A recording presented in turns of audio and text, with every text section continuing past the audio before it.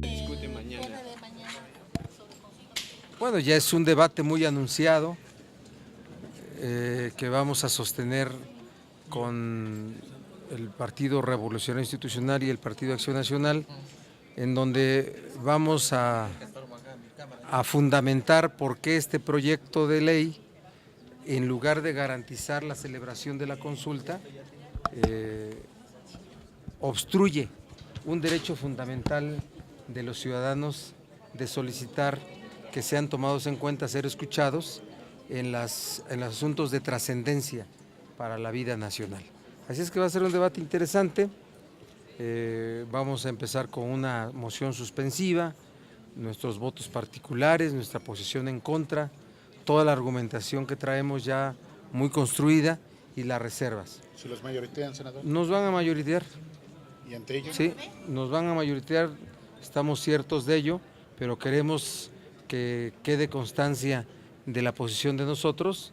Y hay algo más, quieren introducir una adición a la exposición de motivos que deja más clara la verdadera intención de PRI y PAN para asegurar que cuando la Corte interprete la ley, se vea que esta ley no propicia o no favorece una consulta en lo que es la reforma energética. Dice el PRI que sí está a favor de las consultas populares, que son un derecho ciudadano, pero no cuando se trata de los ingresos y los egresos del Estado, como es el caso de la reforma energética.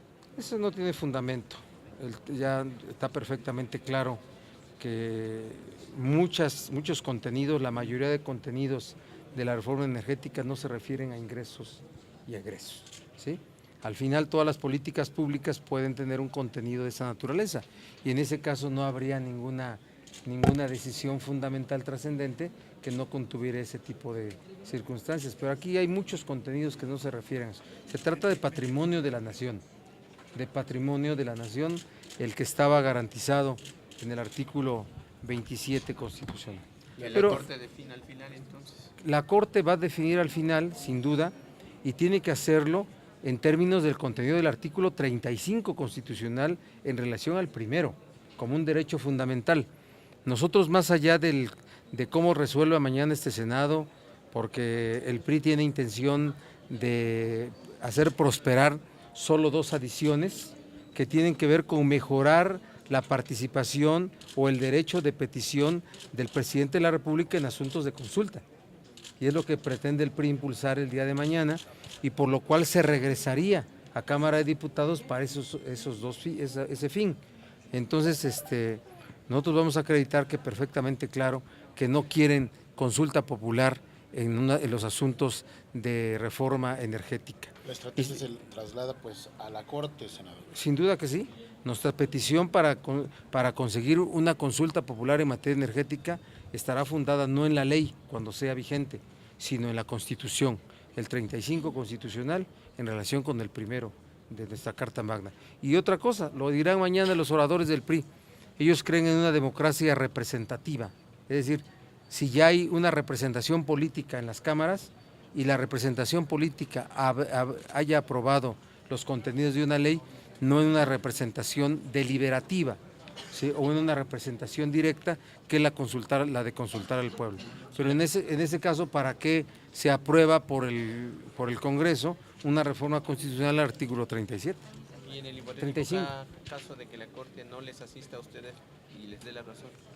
Yo espero que en la Corte encontremos a un tribunal con mucha consistencia y que tenga que ver en el análisis que nosotros traemos de todos los constitucionalistas a los que hemos consultado, en el sentido de que más allá de la ley secundaria, el fundamento para ser consultado el pueblo está contenido en estos artículos que yo he referido, el 1 y el 35.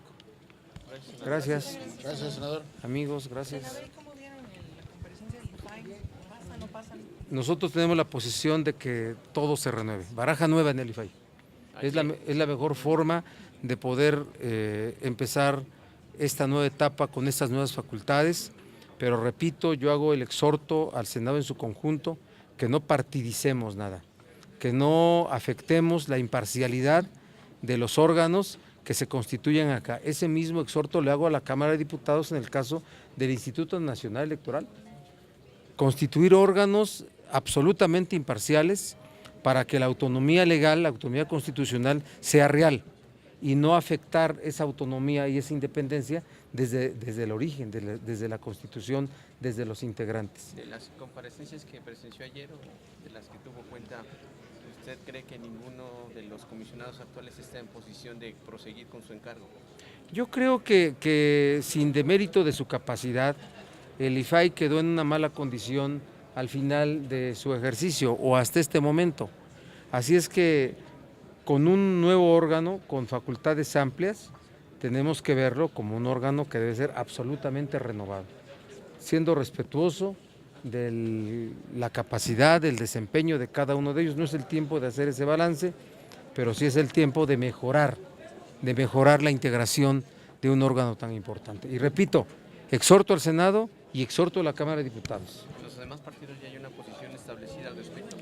Bueno, no puedo hablar por los demás partidos, pero yo creo que todo apunta para allá, pero iremos hablando de ese tema conforme vaya evolucionando en un periodo tan largo de aquí al jueves. Gracias, senador. Gracias. Lo que sí les digo es que no habrá negativa ficta, ¿eh? No habrá negativa ficta.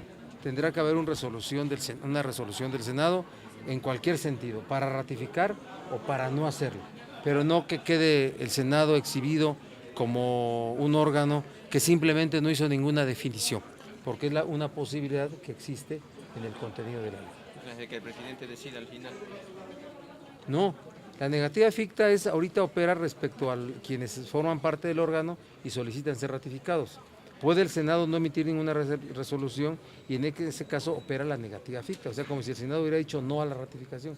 Pero creo que sería muy mal que el Senado dijera eso, porque sería en omisión de sus facultades y sus obligaciones. ¿Y en este caso sería una nueva convocatoria?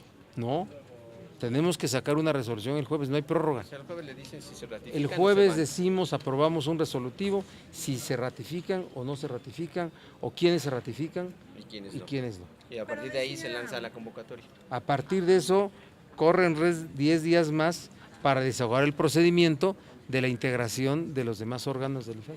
Porque lo aprobado hoy dice que el 25 de marzo deben tener ya un listado de los candidatos a ocupar las vacantes que queden. Todo el procedimiento bajo un acuerdo que vamos a aprobar. ¿Por qué ¿De acuerdo? decía ayer el senador Escudero que si no se ratifican solamente es una comunicación y si se ratifica entonces habría un dictamen? Bueno, esa es una posición que puede operar, pero yo veo y lo que he planteado es que hagamos un documento que tenga que ver con una decisión de ratificar o no, pero no solamente no hacer nada para que opere la negativa ficta y pues seamos objeto de crítica por ustedes. O sea, sí un dictamen. Tiene que haber un documento que sea aprobado por el Pleno, así de simple. Y el jueves estará listo. El jueves estará listo.